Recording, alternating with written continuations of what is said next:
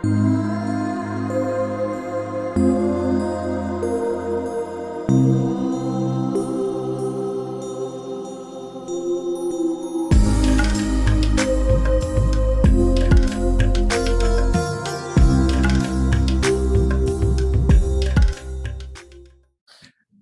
welcome to All About Energy. Today I'm joined with Miguel and Marco Peralta, the authors of I Am You, a wonderful step-by-step guide on how to connect and channel high vibrational frequencies. Welcome, gentlemen. Thank you. Thanks so much, Sala, for having us. Thank you for the invitation. Oh my gosh, I'm so excited to talk about your book. I loved it. I loved every page. So Thank you. Thank you. Thank you very much. So now I'm going to just jump right into the interview about the book because I'm super excited about it. It really was a wonderful step-by-step guide on things from meditation to channeling. How did you begin the book? Where did you say, you know what, we're going to put this down on paper and we're going to put this out in the universe? Well, ever since we've been very young, 7 years old, we've known about the concept of being one because we are twins. So for us, that oneness has always been part of our lives, everyday lives. And when we were little, I remember one time I thought, how come death can exist? Because if I die, it seems like my brother is still living, so I live in him. So that means that I never die. But even if he dies, then my friend, like I always saw everyone as being one, as being a reflection of me, as if literally they were me and I was them. So that concept has always been very imprinted in our DNA. Like I am him, he is me, I am you. So obviously for the longest time, we lived in this darkness, if you will, like literally walking like zombies and had no idea that someday that crazy idea could become a book. But of course, it manifested once we started this conscious path and we learned how to meditate through practice. A lot of people, once we were posting about meditation on social media, they would ask us, how do you guys do it? And little by little, more and more people started to ask until we decided to just, like you said, just put it in writing because, there were too many people interested. And honestly, we really wanted to spend time with them, but it was impossible. So it was, well, if we make a book out of it, a guide, because I don't know if it's a book, it's 80 something pages only, but it's a good starting point for someone who has no reference of what meditation is, but it can propel you into really developing your own technique on how to do it yourself. It's a good guideline. It's beautiful. I loved it. And I loved how you put your personal references in as well. Yeah, it's a wonderful book. So thank you again for doing that. Also, while we're on the topic of your awakening part, so I know that you had this knowing as young children. So where would you say, or what was the catalyst to the point of your awakening to where you're like, wait a minute, what is consciousness? What is subconsciousness? What is higher self? When did that begin for you guys? And did it happen at separate times for you? No, I think it happened about the same time. We were like 39. After meeting my father, we met our father at 37. Okay. So after we met this man, we fell in love with him, and our lives changed because we realized that life was so perfect that although some events might seem like bad events, like you suffer and you go through hardships, at some point you understand that they were perfect. And out of that perfection, that realization, we started to look a little deeper. And what does it really mean to be me? Who am I? Why am I here? And then during that search, well, we started meeting people and experiencing plant medicine and meditation and just different ways to get to know who you are. And the more we learn about everything else, we learn about ourselves because we are a reflection of everything else. So absolutely. Yeah. But what he's Beautiful. saying is important because me and our dad at such a, I guess, late uh, age, it was a catalyst for us to, because our whole lives we were like, but when we meet him, if we do, that's going to change something. So we're waiting for that event. We're also As- wondering what if never. Tell me, tell me. Oh, so now right before that, so I know that you mentioned that there was darkness. So right before that, would you say that you guys were experiencing the dark night of the soul before that, and then you felt that this was coming, or was it something that instant? Was it gradual? No, I think when he means darkness, it's like when you don't actually have a reference of what the light is. Okay. So it's just walking through life unconsciously, Mhm. because everything that we Without did awareness. was, out of free will, like, well, whether you like it or not, I'm going to do it. Yeah. Today, we don't make decisions like that. Today, we Okay. make sure that whatever we decide, it doesn't affect anybody. Okay. But before our awakening, if you want to call it like that, uh, we like to drink, we like to party, we like to, do things. Not that they were bad things, Right. but we just Well, no, the didn't. drinking was a little excessive. Sure. We never did drugs Sure. though, but No, we're still good people. We're still good people. very confused, We're a little very, violent, a very little. more than confused. Our focus was somewhere else. We Got weren't it. really focused on this. And until about when we were like about 39, that we started to experience, like I said, plant medicine, it started to plant that seed where we became the seed. And from being completely buried in this darkness, all of a sudden the intention to know, the intention to get to know who we are, it kind of made this seed started to open and to just grow into what we are today. Can I consider myself fully grown? No, but I do consider myself as the best version of myself today. We're constantly expanding, we're constantly growing, but today I like to think that this is my best version, and tomorrow it'll be my best version, and yesterday I was my best version. Beautiful. Beautiful. I love it. I love it. I mean, I have to say I had one of the best opportunities to actually join one of your events that you guys held. You do 1 to 2 a year, correct? And I attended one of your events because I met you guys in Egypt, and through speaking, we're like, wait a minute, we're neighbors. We live in Florida. What? And we meet in Egypt of all places, right?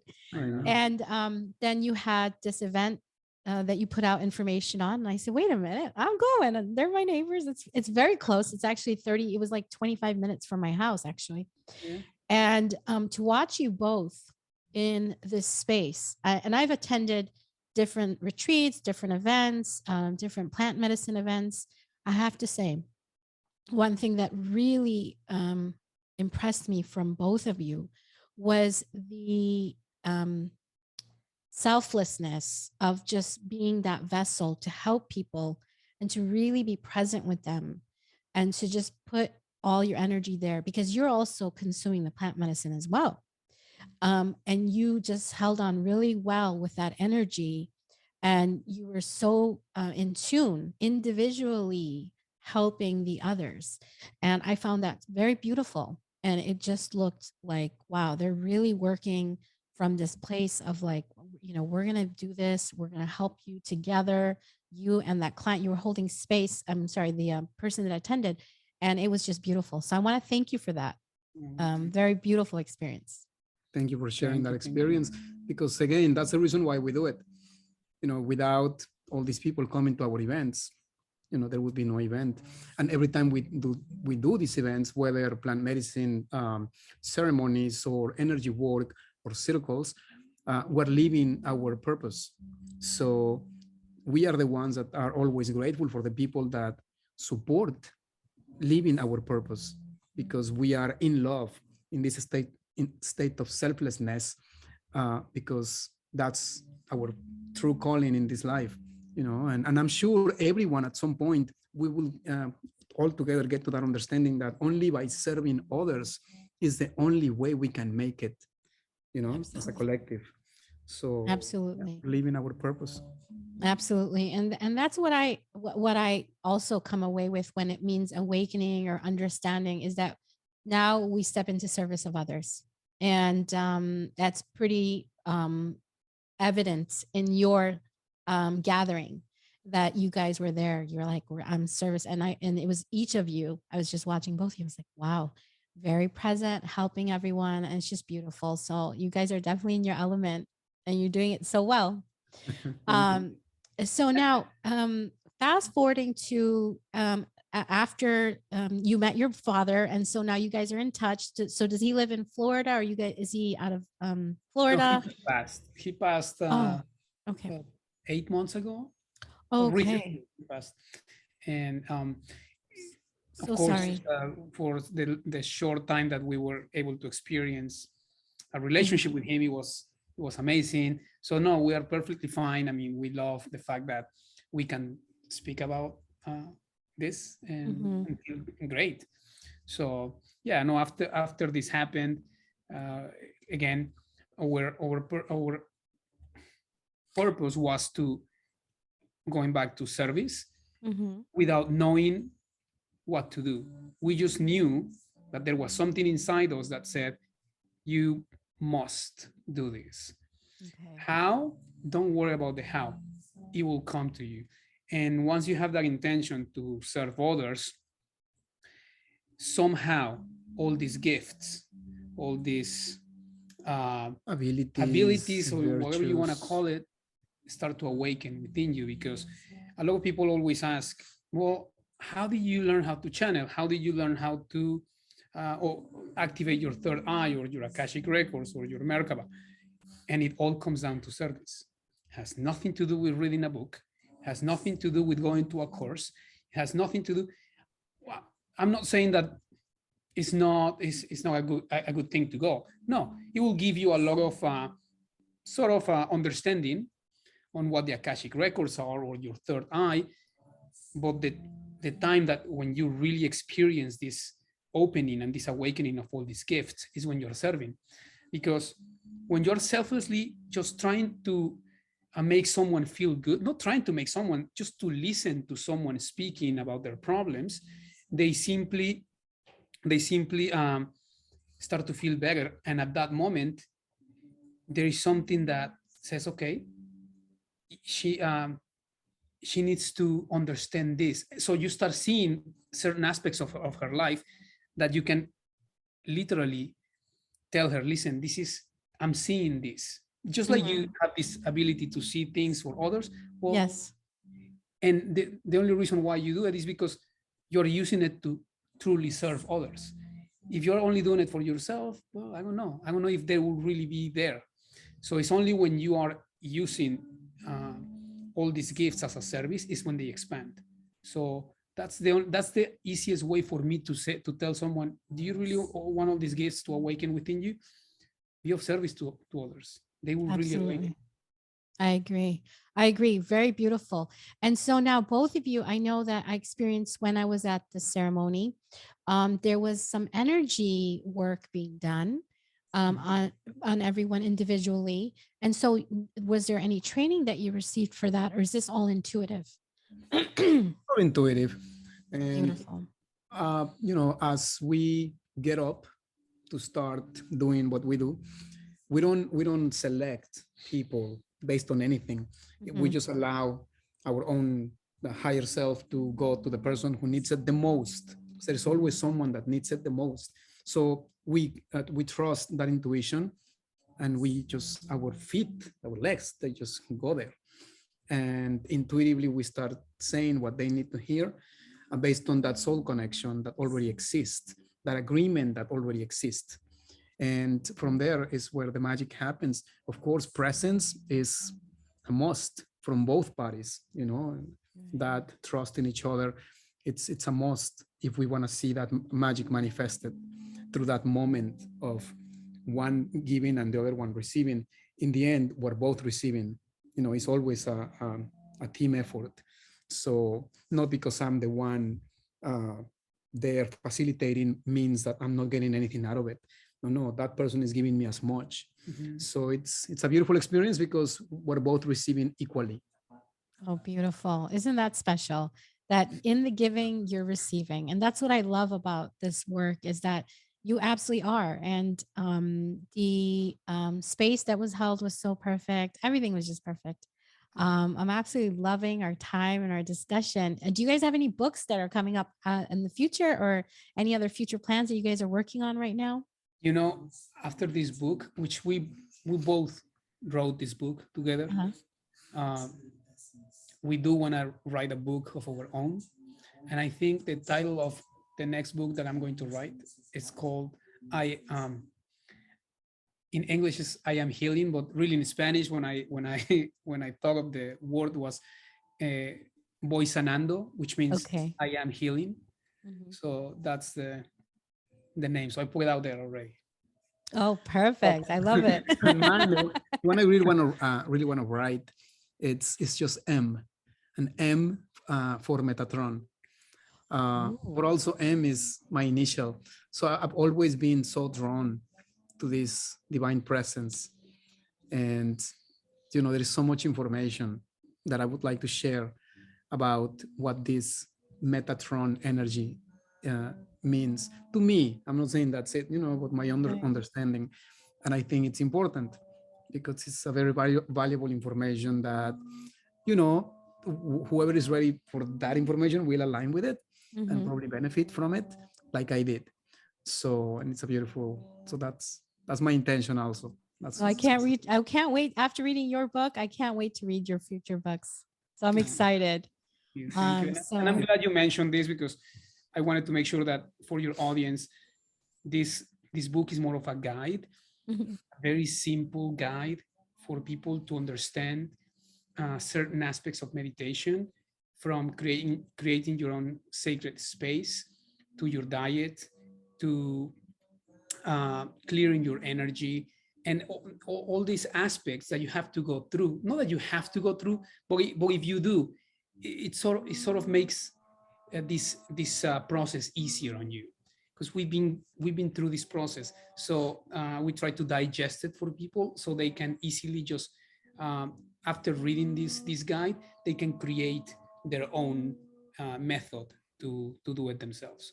We don't want them to depend on this book to do anything. This is more of a guide that once they read it, it's like, I'm done now, I can do my own thing. Yeah, it's definitely like 8 years of experience and commitment condensed into that book where people can just read about it and really put it into practice. Mhm. And honestly, more than a meditation book, to me, it's a book about getting to know yourself. It's a book for self-realization because in that practice that the book invites you to follow, to do, you're gonna learn a lot about yourself, and that's a beautiful thing, and that's the intention, so people start uh, experiencing and I want to say the word again, the magic that we are, because there is no magic in us, we are that magic. So, and once you fully become present, you start experiencing even that tingling sensation, this rush of energy that it vibrates so exquisitely. So I don't know, it's a beautiful invitation that when people read it, they're gonna have a lot of fun, hopefully, if they really commit to themselves, not to the book, not to us, not to it, to themselves. and it's a and it's a very fun read because it's very dense material. Lots of, information in what just one page. I'm like, okay, yeah, this is a lot of information. This is perfect because it really you take a very complex idea and you break it down in the simplest way that it can be, right? But it's a lot of information, a lot of beautiful information. Like you said, it took 8 years, right? yeah, Yeah. yeah, yeah, yeah. I And the mean, most that's important, your practice. yeah, yeah, yeah, and the most important is for people to realize, and this is why the reason is called I am you, because whatever they connect to, it really is an aspect of them. And the reminder will always be that you are the most important connection. You are you are the most important being that you want to connect to. And once you connect to yourself and love the connection with yourself the most, the other connections are just a result. It doesn't really matter. You know, it's Absolutely. that matters. Just being present in that love. And I love that. That actually, I have to say, that was actually one of my favorite parts in the book where you guys discuss the importance on the self-love aspect. Even people that are working in the, let's say, the spiritual world, or whatever work you do in life, how about that, the importance of understanding how you need to really focus on that self-love to move from there. And that was a beautiful part of your book that I loved, because it's sprinkled out into the whole book, isn't it? Absolutely. Thank you. Yeah, perfect. Well, thank you guys.